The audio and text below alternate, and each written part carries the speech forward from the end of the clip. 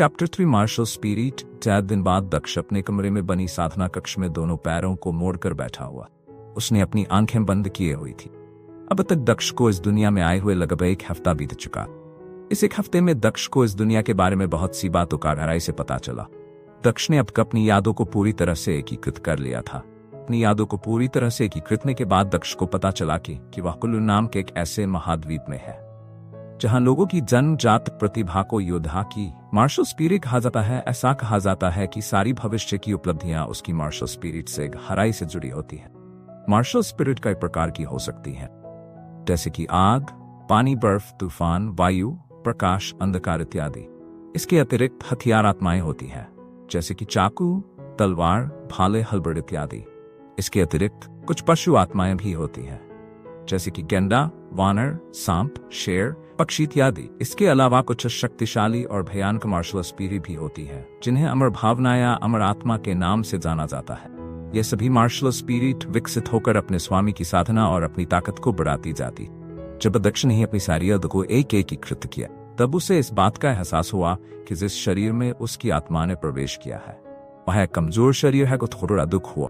दक्ष को पता चला कि इस शरीर ने पहले ही अपनी मार्शल भावना को जागृत कर लिया था, जो कि एक छोटे काले सांप के आकार की थी, जिसके बारे में किसी को कोई भी जानकारी नहीं थी। इस छोटे काले सांप की प्रजाति अनजात न होने के कारण सभी लोग इसे एक बेकार आत्मा कहते। इसके अतिरिक्त इस शरीर में मार्शल भावना को विकसित करने के बाद इस शरीर ने साधना में अधिक प्रगति नहीं की थी।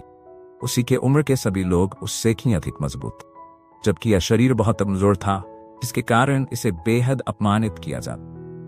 दक्ष को इस बात का जान हुआ कि दक्ष के परिवार में केवल उसके पिता थे जो उसका ख्याल रखते थे। इसके अतिरिक्त उसके परिवार के सभी सदस्य उनको हेय दृष्टि से देखते। इस समय दक्ष अपनी साधना में पूरी तरह से डूबा हुआ था। अचानक उसकी आंखों के सामने एक तेज रोशनी चमकी और उसके अंतर्मन में एक छोटी सी रोशनी चमकने लगी। दक्ष से उस रोशनी तरफ देखा, तब उसने पाया कि उसकी अपनी मार्शल भावना है, जिसे भी लोग बेकार आत्मा कहते हैं, एक छोटे से काले सांप की तरह था। अगले ही पल इस सांप की छाया शौर्य के पीछे प्रकट हुई और उसके कंधे पर आराम से जाकर ले गई। यह देखकर दक्ष के चेहरे पर एक कुटिल मुस्कान आ गई, लेकिन अगले ही पल दक्ष का चेहरा हैरानी और आश्चर्य से भर गया। वह खुद को आश्चर्यचकित होने से नहीं रोक सका, क्योंकि उसने पाया कि अगले ही पल उसके मन में एक और रोशनी की किरण दिखाई दी, जिसे देखकर दक्ष पूरी तरह से स्तब्ध रह गया। जब दक्ष ने ध्यान से उस रोशनी की किरण को देखा, तब उसने पाया कि यह एक और मार्शल भावना है, जो कि एक परछाई से गिरी हुई है। ये पता कि यह किस प्रकार की मशाल भावना है, लेकिन उसे इतना एहसास जरूर था कि उसकी दूसरी मार्शल भावना है, जिससे वह पूरी तरह से स्तब्ध रह गया। दक्ष ने आश्चर्यचकित होते हुए कहा, दोहरी मार्शल भावना। इस दुनिया में जिसके पास 2 मार्शल भावनाएं होती थी, उसे दोहरी मार्शल भावना वाले प्रतिभा के रूप में माना जाता था। सामान्य स्थिति में प्रत्येक योद्धा के पास एक ही मार्शल भावना होती थी, किंतु जिन योद्धाओं के पास दूसरी मार्शल भावना होती थी, उसे पूरे महाद्वीप में एक प्रतिभाशाली योद्धा माना जाता था। दक्ष ने अपने चेहरे पर एक कुटिल मुस्कान के साथ कहा, इस छोटे काले सांप के साथ अब मेरे पास एक और मार्शल भावना है। शायद ये मेरे 2 आत्माओं के मिलने के कारण हुआ है। इससे मेरे पास दूसरी मार्शल आत्मा है। भले ही मैं अभी ये नहीं जानता कि ये मार्शल भावना क्या है, परंतु देर साबिर इसका भी पता चल जाएगा। यह कहने के बाद दक्ष ने साधना करना जारी रखा। दक्ष ने पाया कि उसके साधना की गति उसकी यादों से कई गुना तेज हो गई।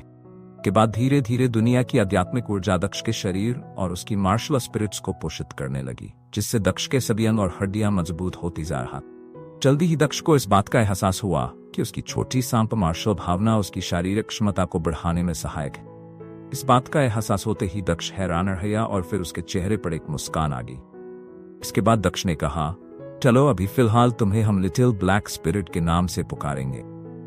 इसके बाद फिर लगभग 4 घंटे बाद दक्ष ने एक गहरी सांस छोड़ी, जिससे सफेद दूधिया धुंध उसकी नाक से बाहर निकली।